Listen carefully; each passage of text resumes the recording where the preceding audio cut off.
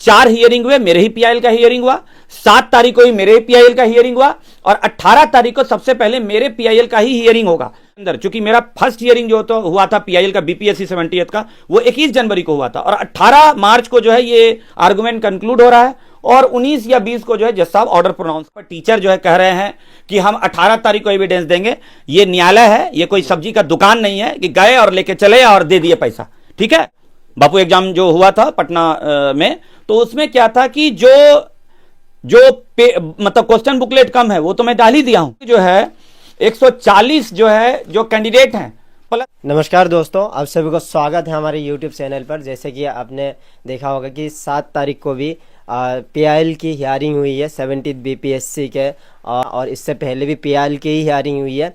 और अभी हमारे साथ देखेंगे कि सुप्रीम कोर्ट के वकील अभिजीत आनंद सर हमारे साथ हैं, जिन्होंने बीपीएससी के खिलाफ कई बार दो बार सुप्रीम कोर्ट में और दो बार पटना हाई कोर्ट में भी केस फाइल किया है।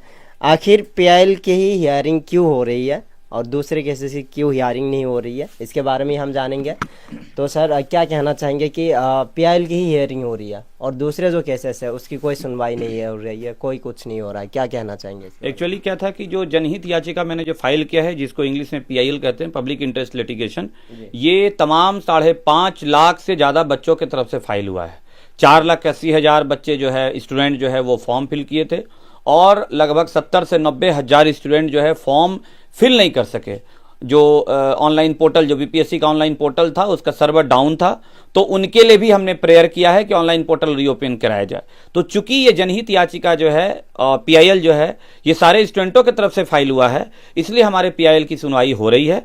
दूसरी चीजें, ये सुनवाई जो है इसलिए भी हो रही है कि ये डिवीजन बेंच में जो है, क्योंकि जब भी पीआईएल होता है तो चीफ जस्टिस कोर्ट के द्वारा ही सुना जाता है। तो 7 तारीख को भी जो आपने देखा होगा कि सिर्फ पीआईएल की ही हियरिंग हुई।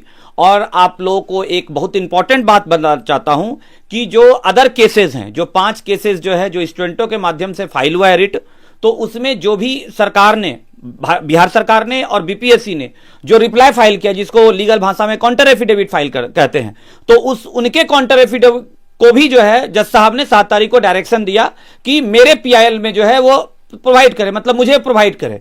तो कुल मिलाकर यही है कि जो 18 तारीख का जो हियरिंग होगा उसमें सबसे पहले पीआईएल की हियरिंग होगी। ठीक है, और जैसा कि मैं कह चुका हूं कि मैं सारे पॉइंट को जो है मैं उसमें रखा हूं।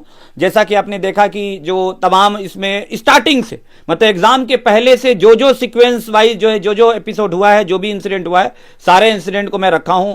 प्लस बापू एग्जामिनेशन हॉल में जो है जो क्वेश्चन बुकलेट कम था उसको लेकर भी मैं पॉइंट रखा हूं। प्लस जो है 6% और 19% का जो रिजल्ट है, जो 4 तारीख को जो एग्जाम होता है उसमें रिजल्ट का percentage compare to other centre से ज्यादा है।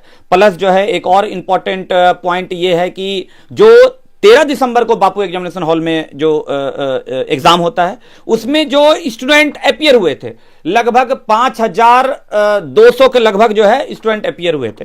और जो फिर 4 तारीख को जो एग्जाम होता है उसमें 5,000 मतलब 700 एक्स्ट्रा बच्चों का जो है बच्चे जो है अपीयर होते हैं। तो कुल मिलाकर जो ये भी एक बहुत बड़ा ग्राउंड है एग्जामिनेशन जो है पूरा एक कैंसिल होने का। तो 18 तारीख को भी इसी पीआईएल की हियरिंग होगी।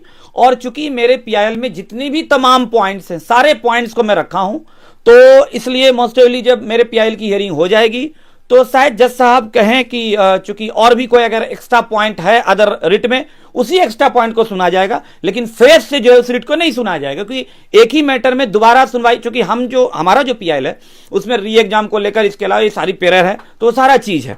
दूसरी चीजें मैं कहना चाहता हूं कि आपके चैनल के माध्यम से कि टीआरई 3 के जो है जो बीपीएससी एग्जाम कंडक्ट करती है, जिसका आपका एग्जाम जो है कैंसिल भी हुआ था आपका 18 मार्च 2024 को, और टीआरई 3 का एडवर्टीजमेंट जो निकला था फरवरी 2024 को निकला था। इसमें 1 to 5, 6 to 8 और 10+2 का भी है। ठीक है, तो इसमें जो है जो 10+2 के जो बच्चे हैं, मतलब 10+2 के जो कैंडिडेट हैं, जो उनकी टीचर में नियुक्ति होगी, तो काफी बच्चे हमसे संपर्क कर रहे हैं पटना हाई कोर्ट में केस फाइल करने के लिए। रीजन क्या है कि जो टीआरई 3 का जो एग्जाम हुआ था उसके एडवर्टीजमेंट में, जो फरवरी 2024 का जो एडवर्टीजमेंट निकला है, उसमें कहीं पर भी जो है गेस्ट टीचर को लेने की बात नहीं कही गई है। उसके बावजूद भी लगभग जो है 140 जो है जो कैंडिडेट हैं +2 के, उनको हटा के, मेरिट लिस्ट से नाम हटा के गेस्ट फैकल्टी को उसमें इन कर दिया गया। ये चाहते हैं कि तुरंत उसमें सुनवाई हो और जल्द से जल्द उसमें न्याय मिले, चूंकि मेरे पीआईएल का जो है 1.5 महीने के अंदर, चूंकि मेरा फर्स्ट हियरिंग जो तो हुआ था पीआईएल का बीपीएससी 78 का, वो 21 जनवरी को हुआ था और 18 मार्च को जो है ये आर्गुमेंट कंक्लूड हो रहा है और 19 या 20 को जो है जज साहब ऑर्डर प्रोनाउंस कर देंगे। जो बच्चे जो जिनको जेल भी हो गया था, कुछ दिन जेल भी रहे थे, तो वह जो है हमसे संपर्क कर सकते हैं और वह वहां पर जो घटना घटी, क्योंकि वही बच्चे बता सकते हैं मुझे रियल में, तो वो सारी चीजें मैं कोर्ट में रखूंगा मैं, ठीक है। उनका नाम कोई डिस्क्लोज नहीं होगा, कुछ भी नहीं होगा। और भी जो बच्चे हैं जो इस घटना के बारे में जानते हैं कि हकीकत अंदर में क्या हुआ, वो हमसे बता सकते हैं। वो सारी चीजें मैं 18 तारीख को रखूंगा। और जैसा कि आप जानते हैं मेरा जो नेचर है, मैं किसी भी बच्चे का कोई नाम कहीं रिवील नहीं करता हूं। तमाम एविडेंस मुझे स्टूडेंटों से ही मिला है, लेकिन मैं किसी भी स्टूडेंट का नाम कहीं पर भी जिक्र नहीं किया हूं मैं। और सर एक और चीज़, बहुत सारे स्टूडेंट्स को ये लग रहा है कि सारे केसेस जो है वो क्लब हो गया है, तो क्या कहना चाहेंगे? नहीं, सारा केस क्लब नहीं हुआ। मैं फिर से क्लियर कर देता हूं कि मेरे पीआईएल अलग हैं, क्योंकि पीआईएल जो होता है वो इंडिविजुअल रिट के साथ कभी क्लब नहीं हो सकता है, तो क्लब नहीं हुआ है। हाँ, सेम बेंच में आ गया है, क्योंकि जब भी कोई मैटर जो है सेम इशू पे जो है सिंगल बेंच में भी चल रहा है, डिवीजन पे भी चल रहा है, तो वो सिंगल बेंच का जो है वो एडजुडिकेट नहीं कर सकते, हियरिंग नहीं कर सकते, क्योंकि सिंगल बेंच कुछ ऑर्डर करेंगे, डिवीजन बेंच कुछ ऑर्डर करेंगे, तो सेम इशू पे ऐसा नहीं होता, ये लीगली परमिसेबल नहीं है।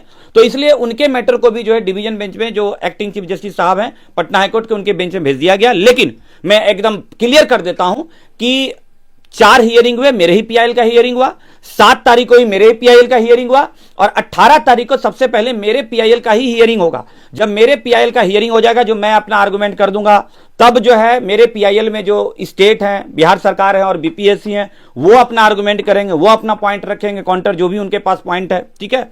और उसके बाद जो है जज साहब, मुझे ऐसा लग रहा है कि जज साहब यही कहेंगे कि अगर अदर जो रिट पिटीशन है उसमें अगर कुछ एक्स्ट्रा पॉइंट है, अगर एक्स्ट्रा प्रेयर है, तभी वो जज साहब सुनेंगे। जैसा कि मैं आपको बता रहा हूं कि मेरे पीआईएल में जितना भी प्रेयर है, जो इंडिविजुअल रिट फाइल किया वो भी प्रेयर मेरे पीआईएल में है, तो जो एक्स्ट्रा पॉइंट है उनके रिट में वो सुना जाएगा। एक आध 2 पॉइंट एक्स्ट्रा हो, मुश्किल से 10-15 मिनट में वो भी रिट कंक्लूड हो जाएगा। सर आपको बहुत बहुत धन्यवाद हमें आपके कीमती टाइम देने के लिए।